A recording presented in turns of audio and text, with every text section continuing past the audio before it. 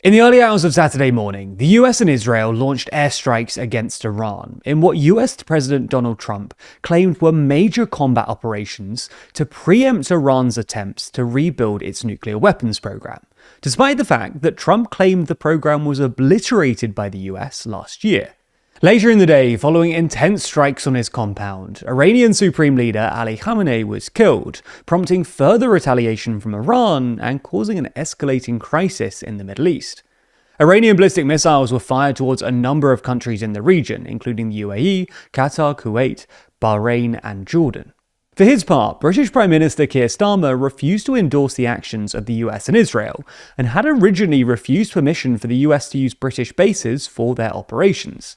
This, though, changed on Sunday, when Starmer confirmed that British bases could be used by the US in order to, quote, prevent Iran firing missiles across the region, killing innocent civilians, putting British lives at risk, and hitting countries that have not been involved.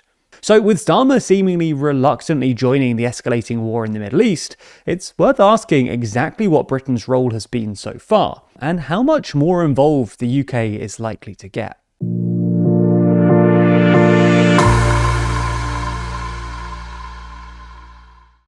Prime Minister Keir Starmer has had a rough old time of it.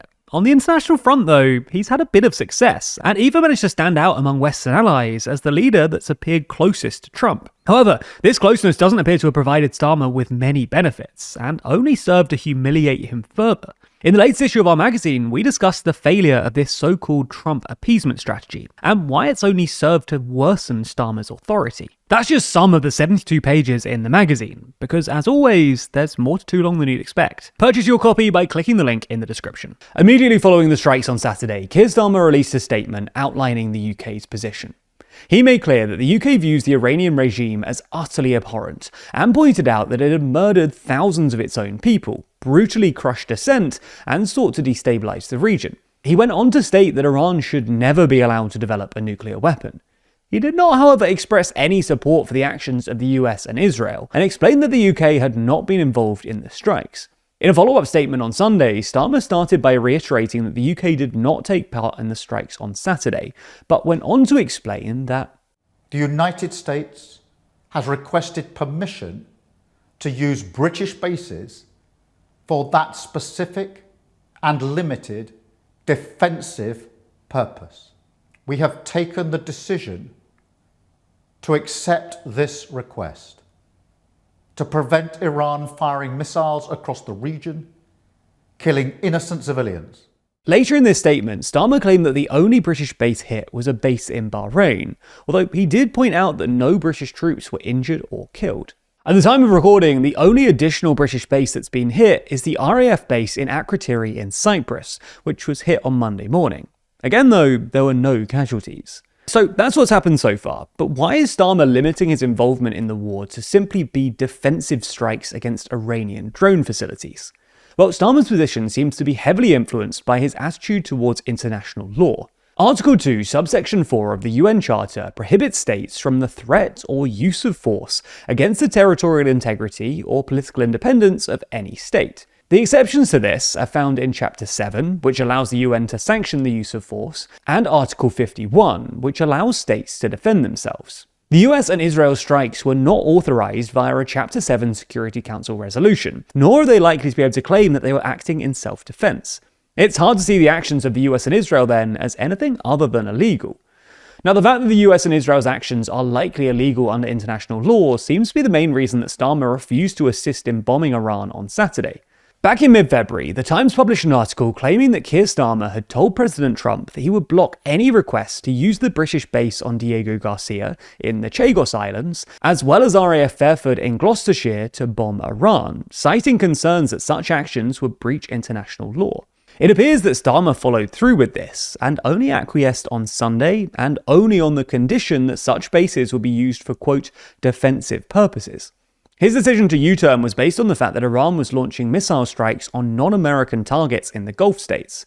The UN Charter allows states to defend themselves from attack, but makes clear that this must be necessary and proportionate. Iran attacking US positions in Gulf countries may meet this criteria, but attacking countries that were not involved certainly doesn't, and therefore defending against such missile attacks would likely be considered self-defense by the UN. This, Starmer seems to be assuming, would make the UK's actions legal under international law. For his part, Trump has demonstrated his frustration with Starmer on this. On Monday, he claimed that he was very disappointed with the Prime Minister, that it took him far too long to change his mind, and that that's probably never happened between our countries before. Despite this, speaking about his decision in the House of Commons on Monday afternoon, Starmer reiterated his position and more explicitly criticised the US and Israeli attacks, stating that the lessons of history have taught us that it's important when we make decisions like this that we establish that there is a lawful basis for what the United Kingdom is doing. And went on to state, this government does not believe in regime change from the skies. Essentially then, while Starmer has frustrated Trump, his strategy appears to be to provide enough support to allies in the region and the US without breaking international law or being dragged further into the conflict. Now, there are those on one side of him, including Zach Polanski, calling for him to explicitly condemn the attack on Iran by the US and Israel. And there are those on the other side condemning him for not going further and providing more support to Israel and the US, such as Reform and the Conservatives. In many ways, this approach seems to follow a similar strategy to one of Starmer's predecessors, Harold Wilson, who neither condemned the Vietnam War nor committed British troops to the conflict. At the time, this was a controversial move, but it's gone down in history as something of a stroke of genius, with the UK still receiving vital economic support from the US without being dragged into a protracted conflict. So perhaps Starmer is trying to emulate Wilson here, and is hoping that this strategy goes down just as well as his. But could Starmer go another way? Could he end up emulating a different predecessor, Tony Blair, and end up aligning more closely with the US in a conflict in the Middle East? Well, to be honest, probably not. Starmer just isn't politically strong enough for this. In the last few weeks, his leadership has come under immense pressure, and he seems to be in a near constant battle for his political life. To join a foreign conflict requires a hell of a lot of support, both from the public and from Parliament. Starmer just doesn't have this, and would struggle to win anyone around to it. Perhaps it's for this reason that Foreign Secretary Yvette Cooper has stated that it's simply not true that the UK will get dragged into another Iraq-style conflict.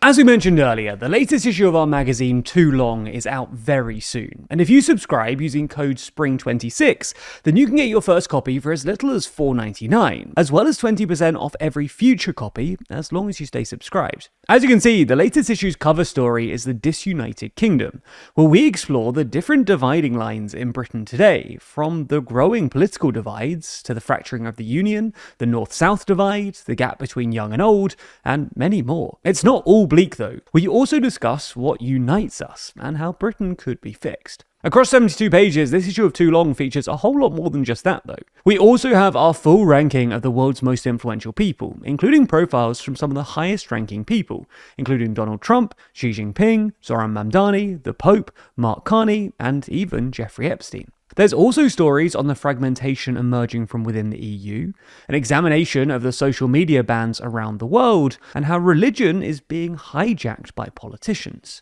Pre-order your copy at toolong.news, and remember to use code SPRING26 for our best ever price.